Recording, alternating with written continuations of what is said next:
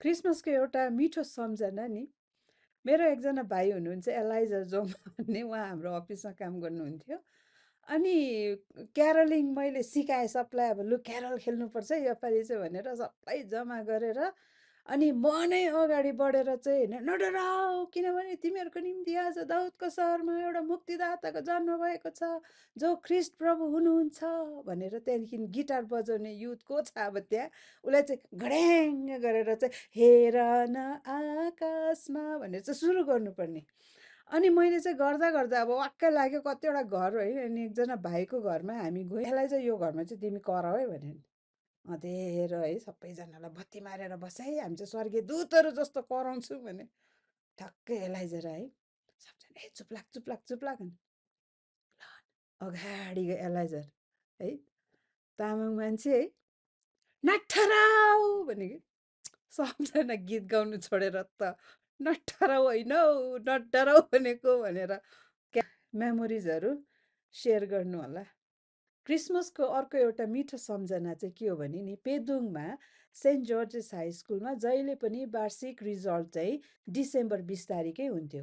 हाम्रो चर्चमा फेरि क्यारलिङ फेरि 20 तारिकदेखि नै सुरु गर्थ्यो अनि म क्लास 7मा थिएँ क्लास 7मा म फेल भएको मान्छे हो अनि फेल हुँदाखेरि अब बेलुका त अब क्यारलिङ जानुपर्छ होइन अनि फेल भएकोमा पनि फेरि गाली खाइराखेको अनि भात चाहिँ खानुपर्ने फेरि है मलाई अहिलेसम्म थाहा छ कि सुँगुरको मासु र साग अनि कालो दाल पकाउनु भएको थियो आमाले अब मिठो त्यो त छोड्ने कुरा आएन अनि रुँदै खाँदै थिएँ क्या मैले चाहिँ अनि तलपट्टि मेरो आफन्त आन्टी हुनुहुन्छ अनि उहाँ अहिले प्रभुमा सुत्नु भएको छ उहाँले मलाई मेरी फेल भयो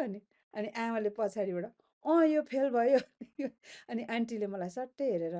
failure is the pillar of success है मेरी भनेर भन्यो है म त्यो जिन्दगीमा मैले कहिले भुल्लेन है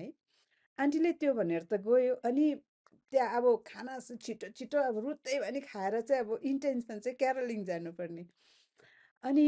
बेलुका फेरि अब पापालाई पर्मिसन माग्नु पर्ने पापाले के भनिदिएको क्यारलिङ जानु पर्दैन पढ्नु छैन क्यारलिङ गएर त्यहाँ खालि त्यो दाँत देखाउनु त्यो के हो त्यो तोसरोटी खानु जानेहरू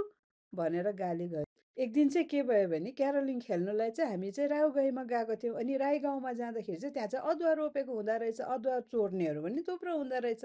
अनि त्यो परिवारको एउटा नयाँ घर रहेछ अनि त्यो नयाँ घरमा चाहिँ एकजना चाहिँ अब गार्ड बस्ने राति अनि गार्ड बस्दाखेरि उहाँले चाहिँ माइक राखेको रहेछ अनि त्यो माइकमा चाहिँ उहाँले करायो भने चाहिँ अब त्यो चोरलाई भगाउनु पर्ने हामी पनि राति अब क्यारोलिङ खेल्नु गएको है अँधेरोमा होइन त्यति बेला त अब बत्ती बाल्नु पर्ने टर्च लाइटहरू नि एकजनाको मात्रै हुने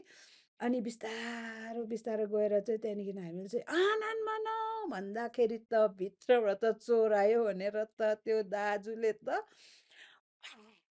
गरेर त कराएर त त्यो माइक फेरि कत्रो ठुलो हुँदो रहेछ है त्यो माइक मात्रै कराएको के थियो त्यो क्यारल खेल्ने हामी त डरले अँधेरोमा छरपष्टै अनि त्यो बेलुकाको क्यारलिङ त प्रभुको बारेमा त होइन कि हाँसेरै बितायौँ जे होस् प्रभुलाई धन्यवाद सो तपाईँहरू पनि इन्जोय गर्नुहोला अनि तपाईँहरूको एउटा मेमोरीहरू सेयर गर्न नभुल्नु होला